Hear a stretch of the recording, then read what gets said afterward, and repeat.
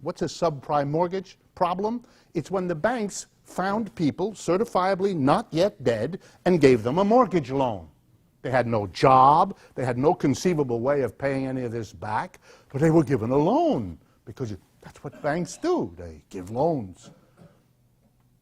In the period from 2000 to 2008, a whole new profession grew in America called mortgage broker.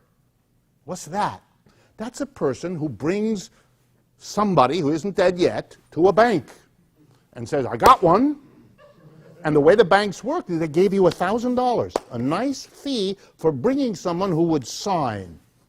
Then there would be a very strange, very quick conversation in the bank office. The broker, it's your cousin Harry, brings in somebody he was drinking with all last week and says, see, he's got a pulse. He can sign his name. The banker then said, let me explain to you, and while Harry is nodding and weaving, the banker mumbles, at the end of which Harry signs. Great, says the bank. I just lent you $312,000. What does the bank do? Immediately, the bank takes that mortgage and sells it to somebody else.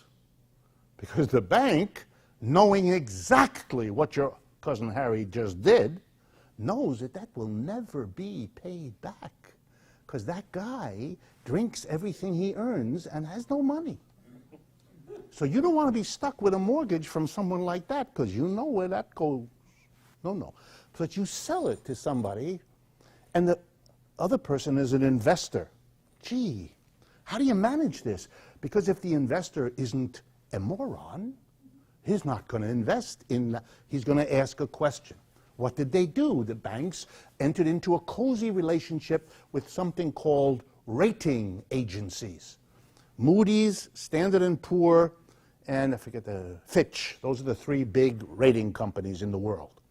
What they do is they look at a security and they tell you how safe it is.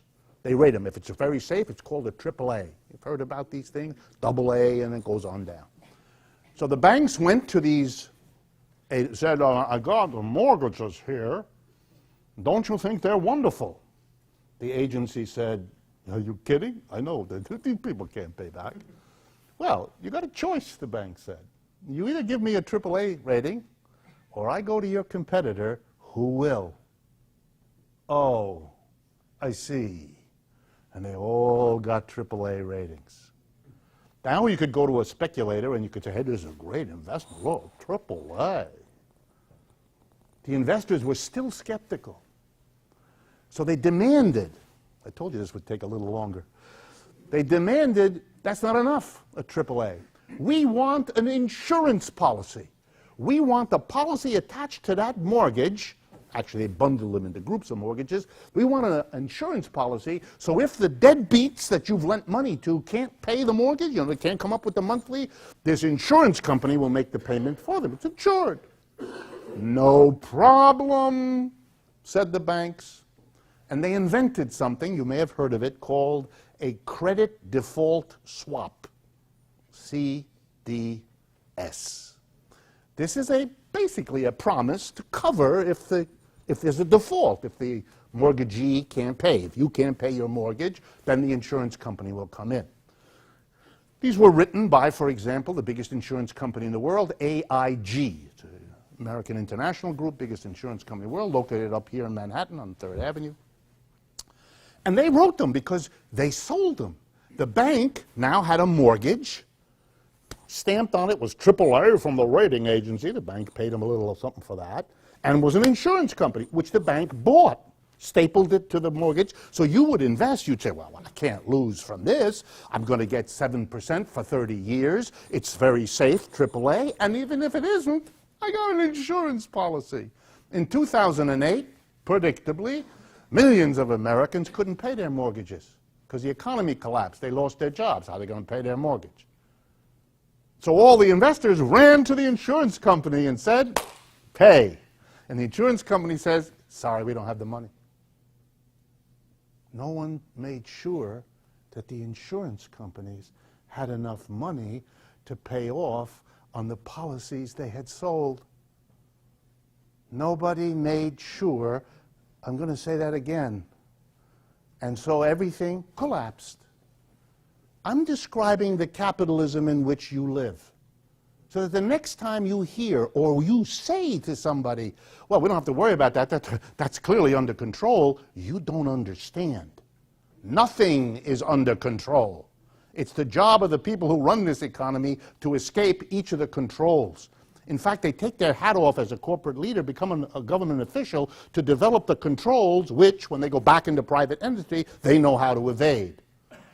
That's what they've been doing for 250 years. But if you'd like to believe that it's now going to change, I have a bridge I can sell you also. The Federal Reserve failed to prevent the crisis. Then, reeling from the failure it had, it then bailed them out. You know, here's how they did that. They went to the bank who had no money, and they said, you do have money. How, said the bank. I just created it, said the Federal Reserve. Here's $1 trillion. That should help you. That's what they did. Trillions, quite a few trillions, were shoveled out to Citibank. All the private big banks were defunct. They were bankrupt. In the autumn of 2008, they were not functioning enterprises.